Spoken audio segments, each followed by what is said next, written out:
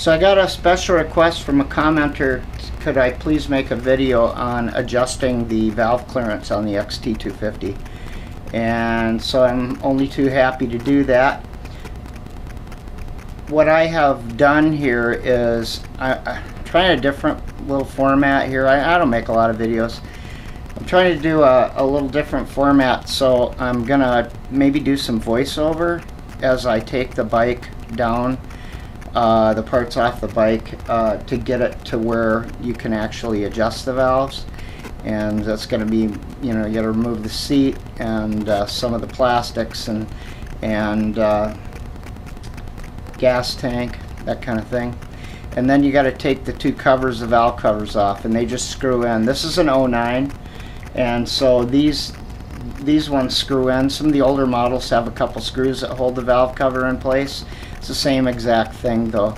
And so I'm going to jump ahead here and show you the bike as it is right now, and it's ready to have its valves adjusted. Okay, so here we are. Alright, so go to the left side of the motor and take out this plug. It's right in the center of the left side case.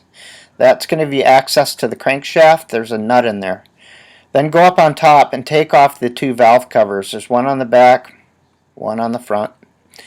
And you just unscrew those. Some of them have two little fasteners that hold them on. This is an 09, like I say, so it has the ones that just screw into the hole. Just clean it really well.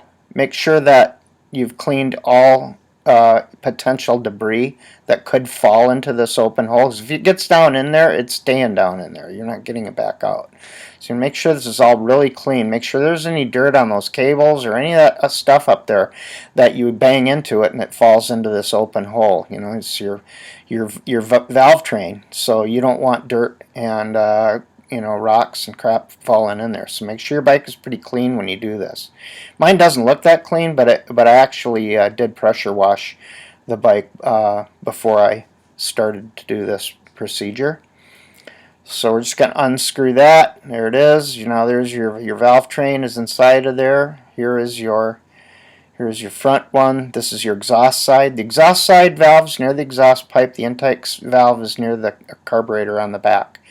So the first one I took off was intake. This one is exhaust. Same thing. Clean it. Make sure there's no debris. And then go ahead and put a wrench on there. I find that an adjustable worked the best. You can't physically get a socket or in there. So just put an adjustable on it. Be real careful you don't scar it all up. And crack it loose and then just remove it. And pretty soon you'll be where you can actually get in there with the feeler gauge and so forth. What we're going to do next is we're going to set the motor to top dead center, and it's pretty simple to do. It doesn't require any magic really at all. We'll get onto that here in just shortly. Okay, so there's a little viewing window down below above the hole we opened up earlier in the side case, and then I always like to take the spark plug out too. It makes the motor easier to turn over. There's no compression with spark plug out, so it rolls over a lot easier that way. And then all you do basically, take a look at your plug, read it. Mine looked like it was pretty black, kind of like it was running rich, and so kind of want to make sure that your spark plug is clean. If not, clean it or regap it or replace it. So, okay, spark plug, pretty self-explanatory. Get that out of there. Okay, now take this plug out. This plug is a viewing window, and inside of this viewing window there's a ring that turns when you turn the crankshaft, and there's some marks on it, and you'll see a series. The marks are basically, there's two different ones. One of them looks like an H, the letter H. That's not the one you want. It's two vertical lines with a horizontal line in the middle. You don't want that one. You want the one vertical line that's separate from the other marks. This one right here. And you can see I lined that up with the little notch right in the very top of the hole there. And I'll come around this side and remove the timing chain cover and you'll see some marks over here. There's a pointer. See the pointer on the top? And just quickly here in a second, there's the mark. Line those two up. When you do that, you're at top dead center and you're ready to set the valves. Okay, this is a special tool you'll need to make. All this is a screw. It's a basically a wood screw that has a number 2 square drive end in it. Okay, and that number 2 square drive fits exactly on top of your valve tappet to turn the valve tappet when you break the adjusting nut loose. So if it, all you need to do is find yourself a wood screw. I've got a long slender one that has a number 2 square drive on the end of it, and then all you do is you bend it 90 degrees, take and drill a little piece of doweling, and then thread it into the end of the dowel, and that's going to be your special tool for your tappet adjustment. If you look in this hole right here, this is your rocker arm, this is your tappet, and that's the tappet lock nut. And you can see, like I say, that we're at top dead center, so that valve spring has that valve completely closed. And what we want to measure is the adjustment space between the bottom of this valve tappet down here on the valve. And you'll notice that there's a square end on that right there. If you look really close at it, there's a square end there. Let me light it up a little bit. It might be too much light. If I light that up a little bit, you can see that there is a square end on that. So then this will fit right onto that square end. There. Just like that. Okay, so that's your holding tool. Then you need I'm guessing that's like an 8mm wrench. But before I do any of that, I want to get my feeler gauge in there. So this is the intake side on top of the motor, and over by the exhaust pipe on this side, that's the exhaust valve. It's by the exhaust pipe, it's the exhaust valve. By the carburetor is the intake valve. Alright, so stand by. From the factory service manual for the XT250, there are your valve clearances right there. That's what we're shooting for. So it's in millimeters and in thousandths of an inch, and it basically says that you'll hold that still enough. So you're looking at 2 to 2 thousandths of an inch to 3 thousandths of an inch, or 3 and 9/10 of a thousandth. So you could probably just say 4. So 2 to 4 on the intake side, 2 to 4 thousandths on the intake side, and basically 4 to 6 thousandths on the exhaust side. It might be easier to go with millimeters. Most of your latter day feeler gauges have it printed both ways. So you're at 0.05 millimeters to 0.10 millimeters on the intake side. You're at 0.10 millimeters to 0.15 millimeters on the exhaust side. So there you go. There it is, right out of the factory manual. Okay, so this is the intake side again. It's by the carburetor. I've selected, since our specs are 2 thousandths to 0.0039 thousandths, so almost 4 thousandths, I've selected a 3 thousandths of an inch feeler gauge, or a 0.08 millimeter feeler gauge. So I figure that's a good one for the intake side. So doing that, I'm just gonna slip it in here and see how it fits. See a little curl in the end of it. Okay, so it's in there.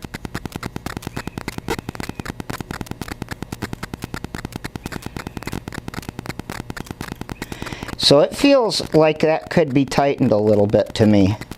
I mean, it's almost no, so it's larger than 3/1000ths, and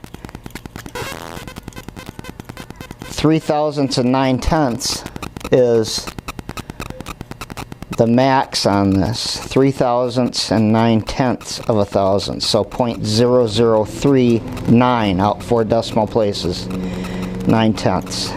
So that's if you put that down level, you know, and slide it in there, there's no resistance there at all. So I'm gonna use my wrench and my adjusting tool to adjust this a little bit tighter. Okay, so taking my wrench, I'm gonna use the box end. I'm gonna get a place where I can get some movement there, right, like right there. So I have some room to move the wrench down in here. And then I'm gonna put my holder tool that we made out of the screw on here.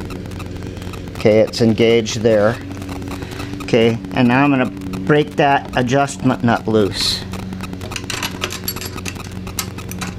I'm not gonna let the tappet turn it off. Okay, now that that's loose, I'm gonna slowly turn the tappet down in while I kind of work the feeler gauge, because I don't want it to be too tight. So right about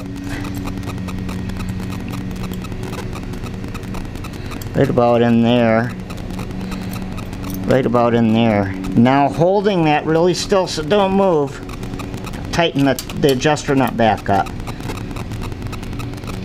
Okay. Now let's see that feeler gauge and see how that feels. See, that feels perfect. I can just barely feel that moving on both sides there, so that feels really good right there. So I think we're great. So the intake side is adjusted to 3/1000ths of an inch here, just a hair over. Slide that in again. Yep, just a hair over. If you're not sure, put your wrench on, put your adjuster on, your adjuster tool, open up that lock nut again, and then just kind of feel it when you turn that. That's looser, that's tighter, too tight, right about there. Hold it. Hold this really steady. Okay. So now that seems too tight to me. See, I'm having trouble. I don't know if you can see it or not. Get my hand out of the way. I'm having a little trouble moving the feeler gauge down in there, so it's a little too snug. So I'm gonna put my wrench on. I'm gonna put this tool back on, break that loose a little bit, and just barely crack that thing a little wider. So now let's see. Still too tight.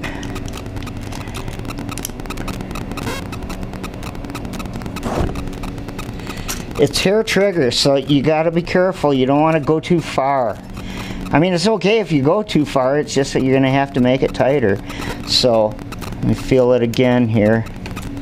They just can't get the camera down in there very well to show you what I'm actually doing, I don't think. But it's really hard to get a adequate camera position here. So once again, rocker arm, tappet lock nut, and tappet. And the adjustment is measured right at the bottom of the tappet, right between the top of the valve and the bottom of the tappet. So I'm sliding that in there. It's too loose.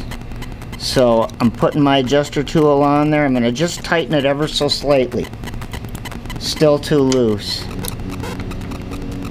Ever so slightly tight. Too much. I mean, that was a hair and it just went from too loose to too tight. So just back it off, just half of that.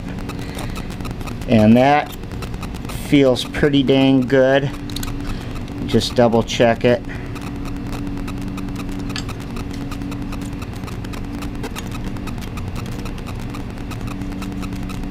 That's good, I like that. So I can feel that feeler gauge moving in there. If I may take the bend out of it and slide it in, it'll go in flat.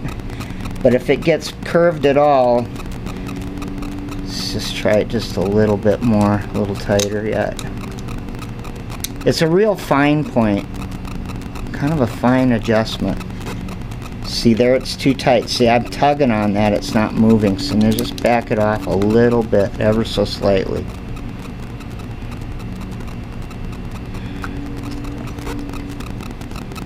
Like that. Even a little bit more, backing it off.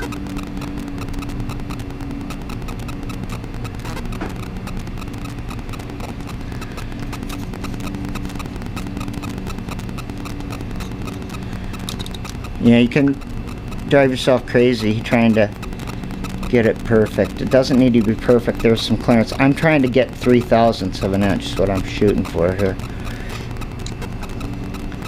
You know, you can just go back and forth with it all day like I'm doing.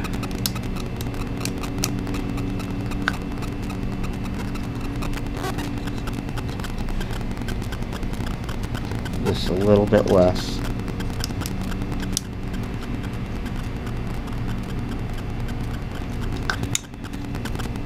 Right there.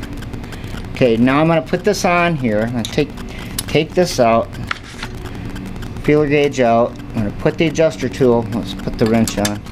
I'm going to put the adjuster tool on there.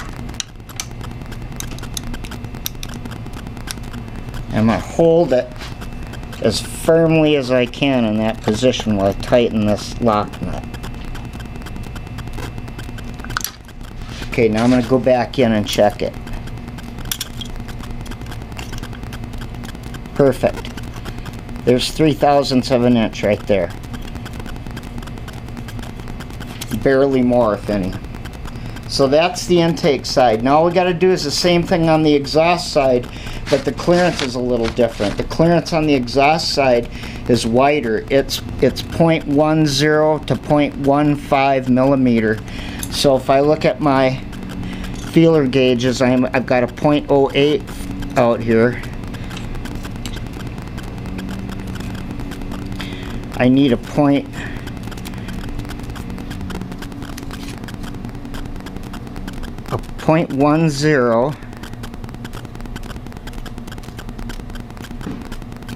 There's a 0.13. So I need a 0.10 to a 0.15. So there's a 0.13 millimeter, or a 5/1000ths.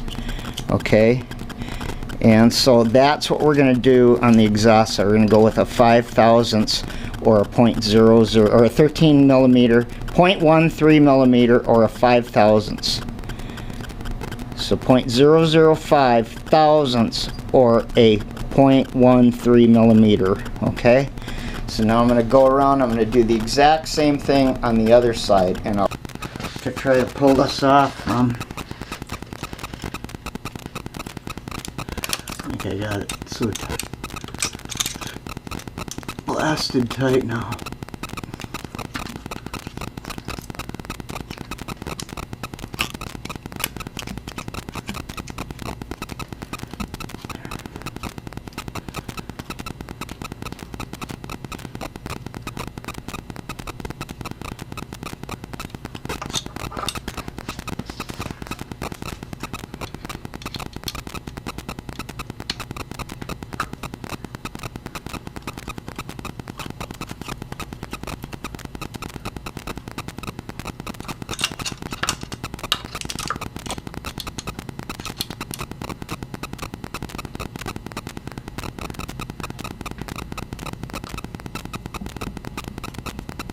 Right there. Right there. Okay, taking that out.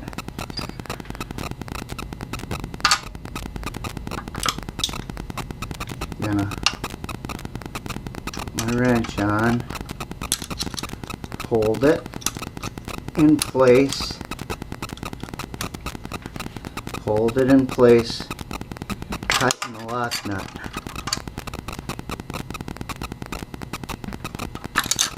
Now recheck.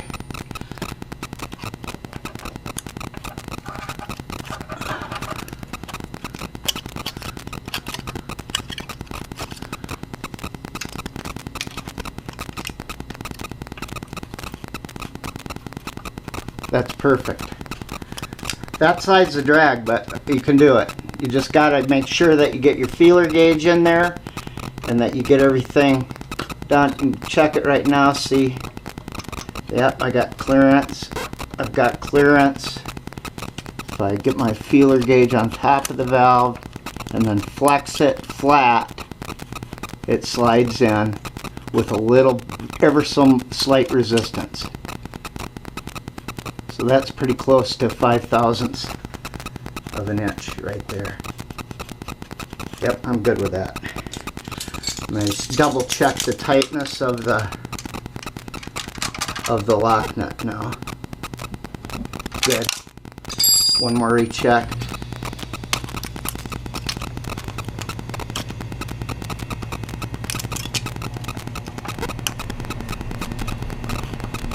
Okay, I like that. Okay, so there we go. So we did our valve clearance, and we did 5/1000ths of an inch on the exhaust side here by the exhaust pipe, and we did 3/1000ths of an inch on the intake side by the carburetor. So both those clearances are set properly now, and we have play in the rocker arms. We can even double check that we're still at top dead center, though we didn't turn the crankshaft at all, so we're looking good. That's how you do it. You take all these pieces off, work your way in, make your adjuster tool, use your feeler gauge. Pretty simple. Set the motor to top dead center. Make sure that you got slack in both rocker arms. That's how you know you're at top dead center. The valves are entirely closed and the camshaft is out of influence with the rocker arms and the tappets. And then you go ahead and set your clearances. Okay? Now you just put it back together the way you took it apart. You're good to go. So now it's just a simple matter of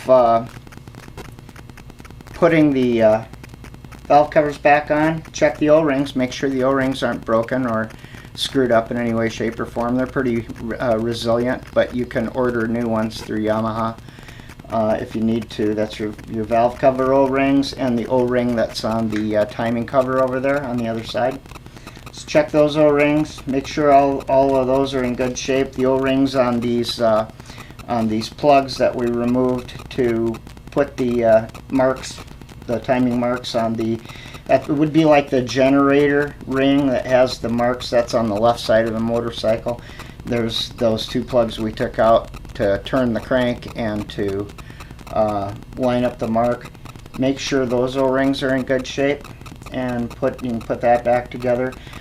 You might want to screw a compression gauge in, check your compression. I don't have the spec right in front of me. Look it up online.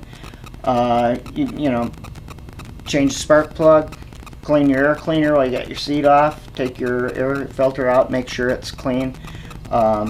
Take a good look around that carburetor area, make sure all your hoses are in good repair, that you don't see anything else going on here.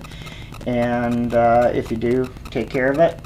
But mine all looks pretty good. So basically, I hope this video has been helpful to you for adjusting your valves on your XT250. Appreciate it. Take care.